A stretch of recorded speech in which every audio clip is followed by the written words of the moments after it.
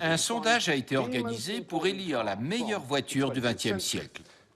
J'ai voté pour la Golf GTI, car elle était rapide, fonctionnelle, faite pour tout le monde. Et c'est quasiment valable pour tous les modèles qui ont suivi. Mais aucune de ces voitures n'a réussi à retrouver la magie de l'original, jusqu'à aujourd'hui.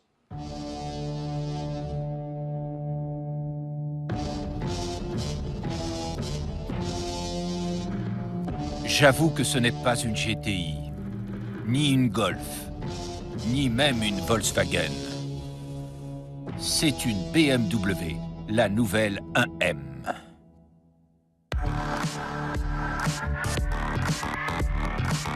Pour créer cette voiture, BMW a pris une série 1 standard et l'a gonflée un peu. Les passages de roues sont plus larges, le châssis est légèrement surbaissé et derrière, il y a des pots supplémentaires. À l'intérieur, c'est une débauche de daim sur le tableau de bord, avec des surpiqûres orange. Sinon, c'est une voiture banale, normale, aucune frime. Sans la peinture orange, vous ne pourriez pas deviner qu'elle est capable de faire ça.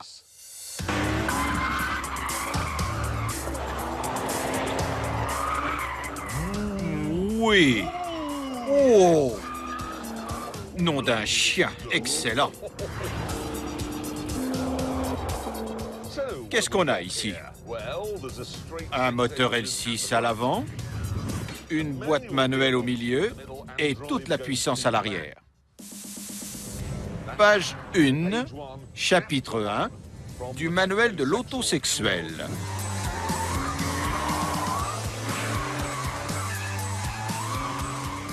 On sent un équilibre vraiment remarquable. Et bien sûr, comme avec toutes les BMW M, on a l'impression qu'elles sont mieux que les Mercedes, mieux que les Audi, mieux que tout ou presque. Et au moment où vous vous dites qu'on ne peut pas faire mieux, vous appuyez sur ce petit bouton M sur le volant. Et toute la voiture se met à trembler. On dirait un frisson d'excitation. Comme si quelqu'un venait de vous autoriser à foutre le feu à votre pire ennemi. Oh oui! En mode M, ça devient encore plus dément.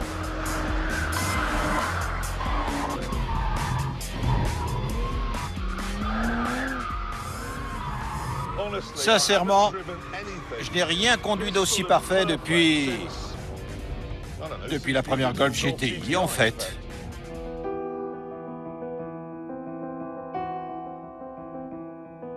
Le plus surprenant, c'est que la 1M est comme un hachis parmentier un lendemain de fête. Elle est faite avec des restes. Les rétroviseurs proviennent de la M3, le pont arrière vient de l'ancien modèle, le moteur est celui d'une Z4.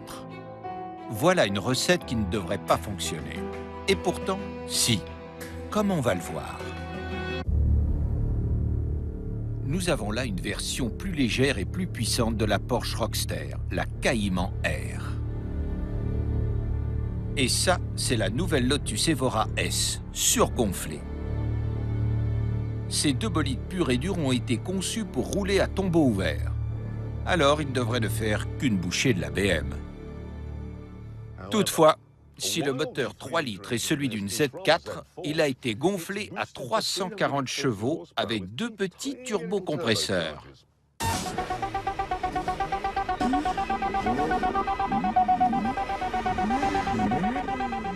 Alors, voyons ce que ça donne.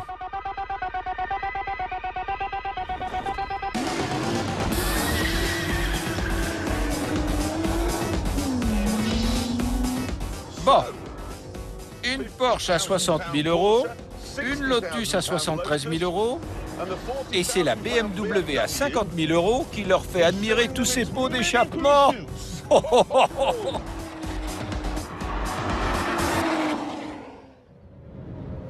Un peu déprimant si vous venez d'acheter une Lotus. Et ce n'est pas tout. La Porsche et la Lotus sont des deux places et il n'y a presque pas de coffre. la vitesse a un prix.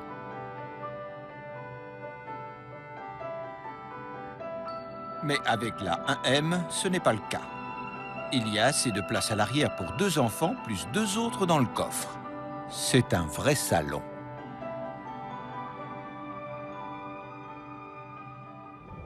Autrement dit, elle fait aux voitures de sport ce que la première GTI a fait à la MG et à la Triumph Spitfire. Elle les rend caduques. Les défauts ?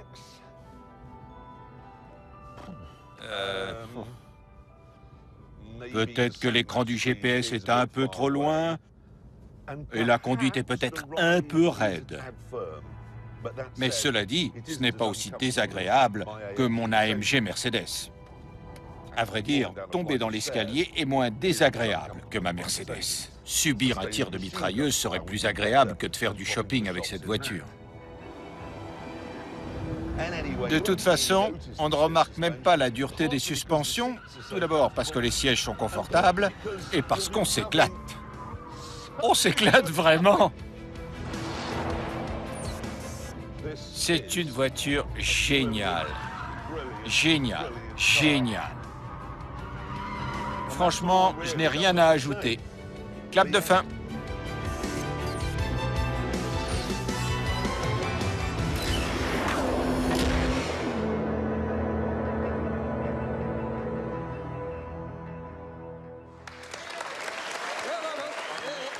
Incroyable. Ouais. Non, non. C'est une des voitures les plus spectaculaires que j'ai conduites depuis longtemps.